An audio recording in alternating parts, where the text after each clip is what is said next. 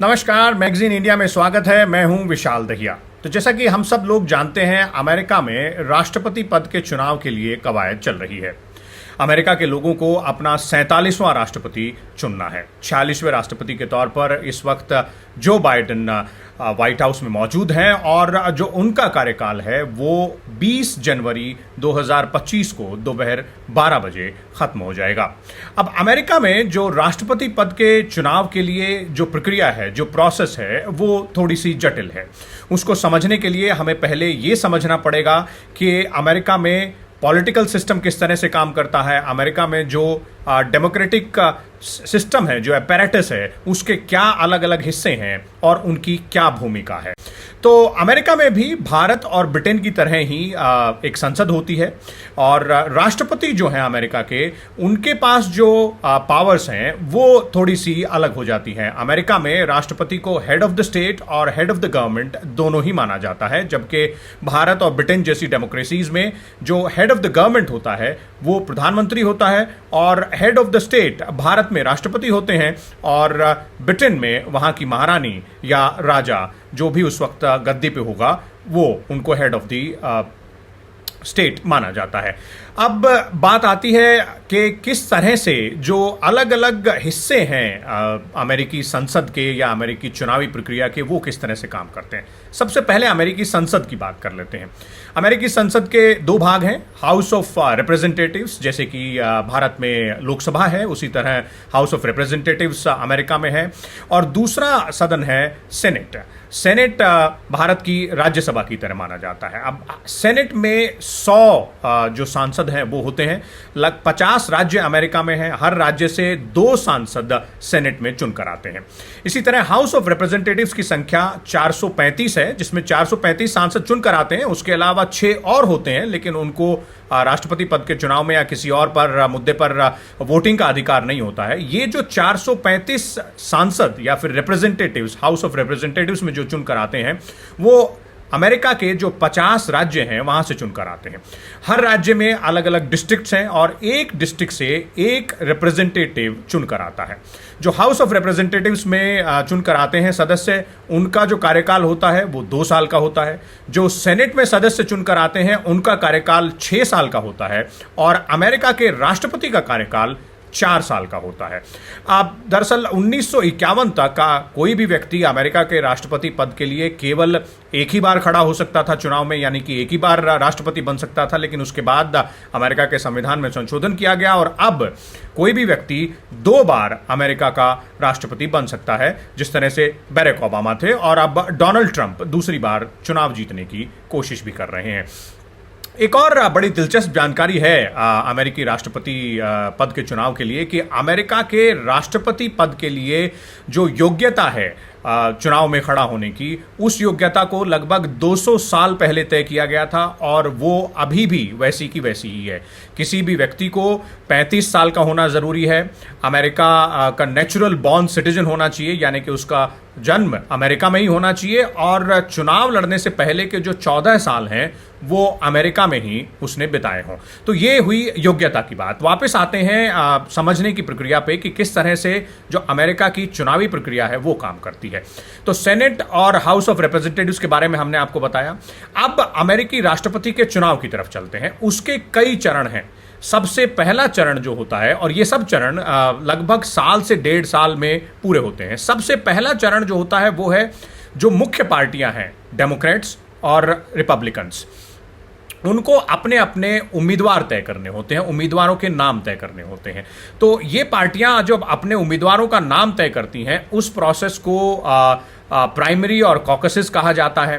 पहले जो उम्मीदवार अपने ये मंशा रखते हैं कि वो राष्ट्रपति पद के लिए चुनाव लड़ेंगे, वो इसकी घोषणा करते हैं। उसके बाद उनकी आपस में एक दूसरे के साथ चर्चा भी होती है, जिसे टेलीवाइज किया जाता है, टेलीवाइज बहस जिसे कहा जा सकता है। फिर उसके बाद अलग अलग राज्यों में, कुछ राज्यों में प्राइमरीज का प्रावधान है, कुछ राज्यों में कॉकसेस का प्रावधान है। इन प्राइमरी और कॉकसेस में अलग अलग पार्टी, यानी कि रिपब्लिकन के लिए अलग और डेमोक्रेट्स के लिए अलग एक कन्वेंशंस होते हैं, जिनमें ये एक चुनाव के तहत अपने रिप्रेजेंटेटिव्स को चुनते हैं और वो रिप्रेजेंटेटिव्स फिर उसके बाद एक नेशनल कन्वेंशन दोनों पार्टियों का होता है, जिसमें यह तय होता है कि कौन आखिरकार उस पार्टी का राष्ट्रपति पद के लिए उम्मीदवार होगा। तो ये पूरी प्रोसेस हम हर चुनाव में देखते हैं, हर 3 साल बाद ये प्रोसेस शुरू होती है। जैसे कि अभी हमने देखा कि डोनाल्ड ट्रंप को जो रिपब्लिकन पार्टी है उसके नेशनल कन्वेंशन में हाल ही में राष्ट्रपति पद का उम्मीदवार रिपब्लिकन पार्टी के लिए तय मान लिया गया, और उसके बाद जो उम्मीदवार तय होता है वो अपने रनिंग मेट यानी कि उपराष्ट्रपति पद के लिए उम्मीदवार कौन होगा उसके भी नाम की घोषणा करता है। डोनाल्ड ट्रंप ने जेडी वांस जो सेनेटर हैं उनके नाम की घोषणा की है। इसी तरह जो डेमोक्रेटिक पार्टी है उसकी नेशनल कन्वेंशन अगस्त महीने के बीच में होनी है, क्योंकि वो सत्ता में है। जो पार्टी सत्ता में होती है, जिस पार्टी के प्रेसिडेंट उस वक्त ऑफिस में होते हैं, उनकी कन्वेंशन नेशनल कन्वेंशन बाद में होती है, और जो विपक्षी दल होता है उसकी नेशनल कन्वेंशन पहले होती है। ये एक तय प्रक्रिया है अमेरिका में। तो ये तो ही प्रक्रिया कि किस तरह से उम्मीदवारों का चयन होता है। अब उम्मीदवारों का चयन होने के बाद अमेरिकी जनता किस तरह से अपने राष्ट्रपति के पद के लिए जो उम्मीदवार खड़े हैं उनमें से अपने राष्ट्रपति का अपनी पसंद के उम्मीदवार को चुनेगी, जो कि बाद में जाकर अमेरिका का राष्ट्रपति बनेगा। अब कई देशों में जो चुनाव होते हैं उनमें प्रक्रिया ये होती है, सीधे तौर पर जो प्रोसेस होती है वो ये होती है कि अगर 100 वोट गिरे हैं तो उसमें से जिसको 50 से ज्यादा वोट मिले उसे जीता हुआ मान लिया जाएगा। लेकिन अमेरिकी राष्ट्रपति के लिए जो चुनाव होता है उसमें यह प्रोसेस फॉलो नहीं की जा सकती है। दरअसल लोग वोट तो जरूर डालते हैं सीधे तौर पर राष्ट्रपति और उपराष्ट्रपति पद के उम्मीदवार के लिए, लेकिन वो सीधे तौर पर राष्ट्रपति या उपराष्ट्रपति के जो पद का उम्मीदवार है उसका चुनाव नहीं करते हैं। इसमें एक बीच में टर्म आती है और जिसे समझने की बहुत जरूरत है, उसको कहा जाता है इलेक्टोरल कॉलेज। एक इलेक्टोरल कॉलेज बनाया जाता है और इलेक्टोरल कॉलेज की संख्या 538 होती है कुल मिलाकर पूरे देश में।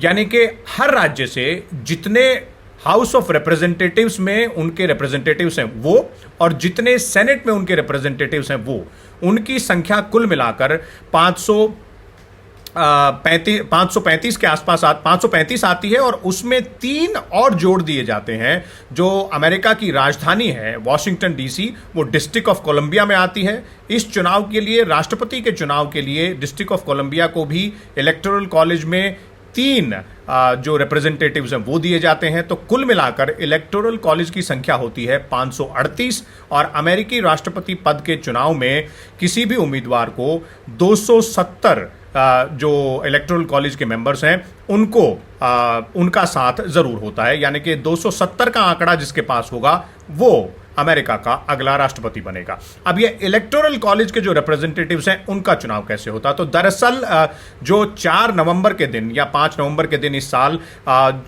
चुनाव की जो प्रक्रिया होगी, और अमेरिका में जो राष्ट्रपति पद के लिए वोटिंग होती है वो नवंबर के पहले सोमवार के बाद वाला जो मंगलवार है, पहला मंगलवार नहीं, पहला सोमवार जो नवंबर का होगा उसके बाद जो मंगलवार आता है उस दिन चुनाव अमेरिका में राष्ट्रपति पद के लिए होता है। तो जो चुनाव होगा उसमें आम जनता जो अपना वोट डालेगी वो दरअसल इलेक्टोरल कॉलेज के लिए अपने रिप्रेजेंटेटिव्स को चुन रही होगी। अब जो इलेक्टोरल कॉलेज के रिप्रेजेंटेटिव्स हैं, और यहां भी एक बहुत महत्वपूर्ण मोड़ है इसमें, इस पूरी प्रक्रिया में, और वो मोड़ ये है कि ये इस तरह से नहीं होगा कि किसी अगर राज्य में, अमेरिका के किसी राज्य में अगर 50 इलेक्टोरल कॉलेज के वोट्स हैं, उनके मेंबर्स हैं, तो 50 में से अगर किसी पार्टी को 24 मिले तो उनके 24 माने जाएंगे, और किसी को 26 मिले तो उनके 26 माने जाएंगे। जिस पार्टी को ज़्यादा इलेक्टोरल कॉलेज के वोट मिलेंगे किसी एक राज्य में, उस पार्टी को उस राज्य के सभी इलेक्टोरल कॉलेज के वोट मिलेंगे। यानी कि अगर डेमोक्रेट्स को किसी एक राज्य में रिपब्लिकन से ज्यादा इलेक्टोरल कॉलेज के वोट मिले तो उस राज्य के सभी इलेक्टोरल कॉलेज के वोट वो डेमोक्रेट्स को ही मिलेंगे, यानी कि पूरा राज्य डेमोक्रेट्स का जीता हुआ माना जाएगा। ऐसी प्रक्रिया जो है 48 राज्य और एक वॉशिंगटन डीसी, जिसे कि डिस्ट्रिक्ट ऑफ कोलंबिया भी कहा जाता है, उसमें फॉलो की जाती है, और 2 राज्य नेब्रास्का और मेन, यहां पर प्रोपोर्शनल तरीके से डिवाइड करके यह तय किया जाता है कि इलेक्टोरल कॉलेज में किसको बहुमत मिला है और वो वोट किसके हिस्से में जाएंगे।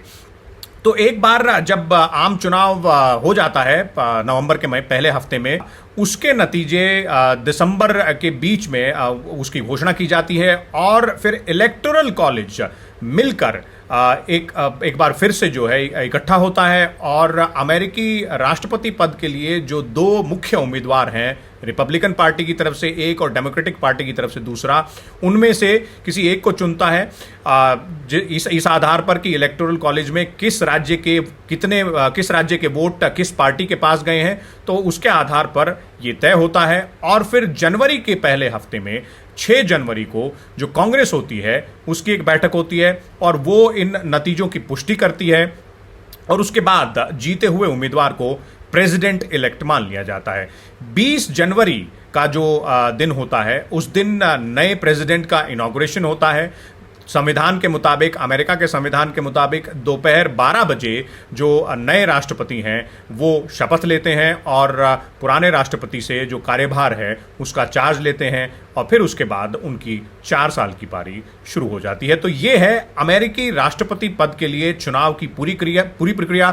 थोड़ी सी जटिल जरूर है लेकिन बहुत ही दिलचस्प है और इस बार के चुनाव में भी कई दिलचस्प बातें और कई दिलचस्प मोड़ हमें देखने को मिले हैं। तो इसी तरह की और दिलचस्प जानकारियों के लिए और फैक्चुअल एनालिसिस के लिए और समझने के लिए जो जटिल चीजें हैं, जो मुश्किल चीजें हैं, उनको आसान भाषा में समझने के लिए आप जुड़े रहिए मैगजीन इंडिया के साथ। हमारे वीडियोस को शेयर कीजिए, लाइक कीजिए, सब्सक्राइब भी कीजिए चैनल को और ऐसे ही हमको सुझाव भी देते रहिए कि आप कौन सी वो बातें हैं जो मैगजीन इंडिया पर देखना चाहते हैं आसान भाषा में, या कौन से वो टॉपिक्स हैं जिन पर आप डिटेल्ड एनालिसिस भी चाहते हैं। नमस्कार, धन्यवाद।